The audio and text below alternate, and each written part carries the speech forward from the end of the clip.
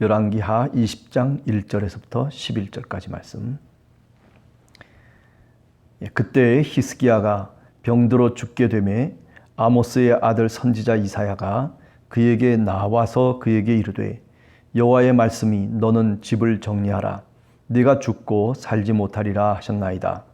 히스기야가 낯을 벽으로 향하고 여호와께 기도하여 이르되 여호와여 구하오니 내가 진실과 전심으로 주 앞에 행하며 주께서 보시기에 선하게 행한 것을 기억하옵소서 하고 히스기야가 심히 통곡하더라. 이사야가 성읍 가운데까지 이르기 전에 여호와의 말씀이 그에게 임하여 이르시되 너는 돌아가서 내 백성의 주권자 히스기야에게 이르기를 왕의 조상 다윗의 하나님 여호와의 말씀이 내가 네 기도를 들었고 네 눈물을 보았노라.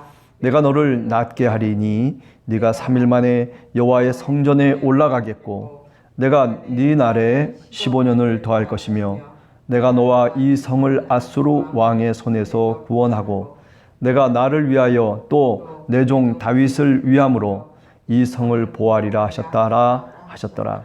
이사야가 이르되 무화과 반죽을 가져오라 하매 무리가 가져다가 그 상처에 놓으니 나으니라.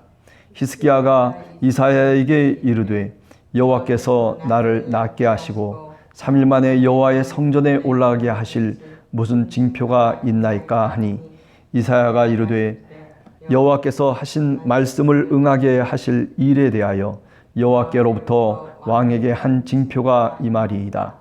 해 그림자가 10도를 나아갈 것이니까 혹 10도를 물러갈 것이니까 하니 히스기야가 대답하되 그림자 10도를 나아가기는 쉬우니 그리할 것이 아니라 10도가 뒤로 물러갈 것이니이다 하니라.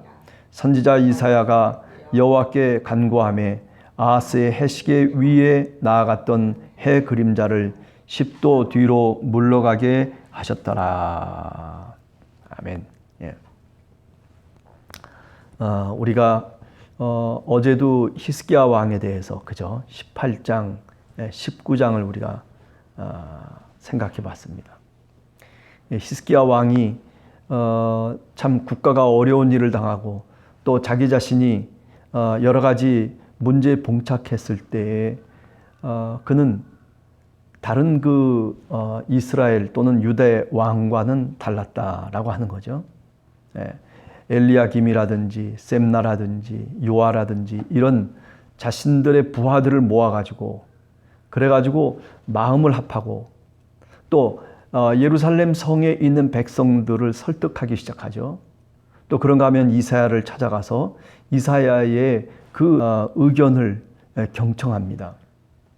그러면서 히스기야가 우리가 잘 알듯이 여호와를 의뢰할 것을 얘기하죠. 많은 백성들 앞에서 여호와 하나님이 우리를 구원할 것이다. 마치 우리가 다윗이 저 블레셋 장군인 골리앗과 싸울 때의 그 모습과 유사하죠. 아수르 군대가 얼마나 큰 군대입니까? 얼마나 큰 대군을 몰고 랍사게 장군이 사실은 이 예루살렘을 둘러싸고 그리고 지금 죽이려고 하고 있는 그런 위기적인 상황이었거든요. 어쩌면 다윗의 그 모습처럼 그런 큰 골리앗과 같은 엄청난 군대를 딱 앞에 두고 다른 방법이 없었다는 거죠. 오직 여호와 하나님만이 우리를 구원할 것이다 라고 하는 그런 분명한 믿음의 고백을 백성들 앞에서 히스기야가 하고 있는 거죠. 그는 성전에 들어가서 기도를 했습니다. 19장에 보면 기도의 내용이 14절에서부터 19절까지 나오고 있잖아요. 천지를 창조하신 주님이시여, 역사를 주관하시는 주님이시여. 그죠? 그 랍사게가 얘기하는 히스기야 말을 듣지 말아라. 너희의 하나님 여호와가 너희를 구원하지 못할 것이다 라고 하는 그런 비방의 말을 하나님 들어주시옵소서. 예. 아무리 아수르가 승리를 하고 아무리 아수르가 전쟁 때마다 그의 신들이 많은 다른 신들을 이기고 승리를 했다 손 치더라도 여호와 하나님 당신은 우리를 구원해 주시옵소서. 이 세상 천지 만물의 홀로이신 하나님이 천하 만국의 오직 유일하신 하나님인 것을 알게 하소서. 성전에 들어가서 히스기야 왕이 기도를 하는 거죠. 그리고 자신이 기도할 뿐만 아니라 어떻게 합니까? 19장 4절 같은 데 보면 다시 이사야에게 사람들을 보내서 그래서 이사야가 기도할 것을 간곡하게 요구하고 있어요. 그럴 때 이사야에게 하나님의 말씀이 임합니다. 두려워하지 말아라. 이제 이 전쟁이 끝나게 될 것이고 이제 곧 이어서 본국으로 다시 돌아가게 될 것이다. 그리고 그가 칼에 맞아 죽게 될 것이다 라고 그렇게 예언을 하나님의 말씀을 히스기야 귀에 들려줍니다. 자, 이처럼 히스기야 왕은 다윗이 따랐던 그런 어떤 모습처럼 믿음으로 살고 그리고 기도를 하고 그리고 선지자들의 말에 대해서 귀를 기울였다라고 하는 거죠. 그래서 열왕기 역사가들은 히스기야 왕을 선한 왕으로 하나님이 보시기에 정직한 왕으로 그렇게 평가를 하고 있는 거죠. 자, 오늘 20장의 이야기는 이제 또 개인적인 고통의 순간을 히스기야가 맞게 됩니다. 그것이 바로 병이라고 얘기할 수 있죠. 그것이 뭐 피부병이건 아니면 어떤 질병이건 간에 지금 히스기야가 병들어 죽게 됐다라고 하는 상황이 아주 극단적인 상황이 전제가 되고 있어요. 그럴 때 아모스의 아들 선지자 이사야가 그에게 나와서 그에게 말합니다. 여호와의 말씀이 너는 집을 정리하고 그리고 네가 죽고 살지 못할 것이다. 그렇게 말했다고 일러줍니다. 히스기야가 깜짝 놀랐죠. 히스기야가 절망했습니다. 그렇지 않아도 병들어 지금 죽게 됐는데 온몸이 만신창이가 돼서 그래서 지금 어떻게 할 줄 몰라서 자신이 고통 속에 지금 신음하고 있는데 그런데 이 선지자 이사야가 와서 더 비극적인 얘기를 하는 거예요. 너 집을 정리해라. 너 이제 죽을 것이고 살지 못할 것이라 그렇게 여호와 하나님이 말씀했다는 거예요. 자, 그럴 때 오늘 2절을 보세요. 히스기야가 어떤 모습으로 하나님께 나가고 있는지 히스기야가 낯을 벽으로 향하고 여호와께 기도하여 이르되 그렇게 얘기하고 있죠. 면벽수도를 하는 거죠.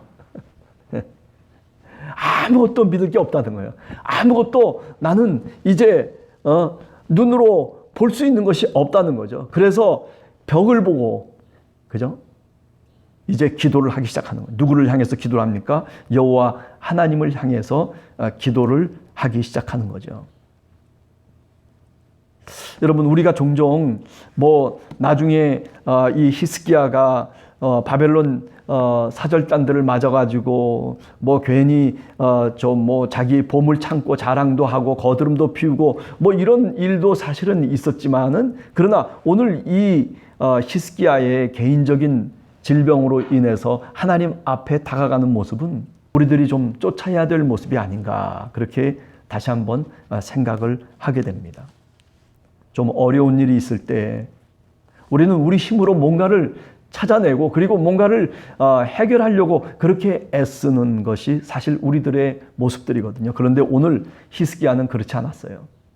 제일 먼저 누구를 찾았습니까? 하나님을 찾았어요. 제일 먼저 한 일이 뭡니까? 기도하는 일이었어요. 그것도 어디에? 그것도 자기의 낯을 벽을 향해서 아무것도 나는 의지하지 않겠다는 거죠. 자기 홀로 하나님과 대면하고 하나님께 기도하고 있는 거죠. 네. 오늘 우리 믿음의 사람들도 이런 신앙의 태도가 필요합니다. 네. 어려운 일 당할 때 낙심하지 말고 또 힘들 때 우리가 절망하지 말고 우리가 해야 될 분명한 한 가지는 뭐냐면 기도하는 거예요. 누구에게 기도하는 겁니까? 여호와 하나님께 우리 주님께 기도하는 것. 자, 그리고 난 다음에 3절에 보면 히스기야가 기도하는 내용이 나옵니다. 여호와여 구하오니 내가 진실과 전심으로 주 앞에 행하며 주께서 보시기에 선하게 행한 것을 기억하옵소서 하고 히스기야가 심히 통곡하더라. 이것은 믿음 없는 그런 어떤 모습이 아닙니다. 어떤 사람들은 야, 히스기야가 18장과 19장에서는 그렇게 담대하고 그렇게 하나님 앞에서 믿음으로 고백을 하고 그리고 믿음의 태도를 보였음에도 불구하고 그런데 오늘 이 20장 3절에서는 그렇지 못하다. 예. 히스기야의 이중성을 얘기하기도 합니다. 예. 그래요. 사람이 만약에 정말 어려운 일이 당하면 어느 누구도 마찬가지일 것입니다. 그 마음속에 하나님을 향해서 고백하기도 하고 하나님을 향해서 기도하기도 하지만은 그러나 또 한편으로 우리 마음속에 어떤 공백이 있어요. 무슨 공백이에요? 예. 지금 여기와 같이 슬픔과 통곡과 그리고 절망이 있는 거예요. 인간이라고 하는 것은 이렇게 믿음을 갖기도 하지만 기도를 하기도 하지만 그러나 마음속에는 불안해하고 걱정해야 하고 그죠? 그런 모습이 사실 우리들 신앙인들의 모습 아니겠어요? 우리 인간의 모습이에요. 오늘 이 히스기야도 마찬가지입니다. 네. 그래서 하나님 앞에 통곡하는 거예요. 아니 조금이라도 뭔가 하나님이 내 음성을 들어주실 수 있을까? 내 기도를 들어주실 수 있을까? 믿음으로 나오긴 나왔지만은 그래도 하나님께 간절하게 한 번 더 구해보는 거예요. 하나님 혹시 내가 주님 보시기에 선하게 행한 것이 있다면 그것을 기억해 주십시오. 저는 이 기도가 뭐 불신앙의 기도가 아니라 그죠?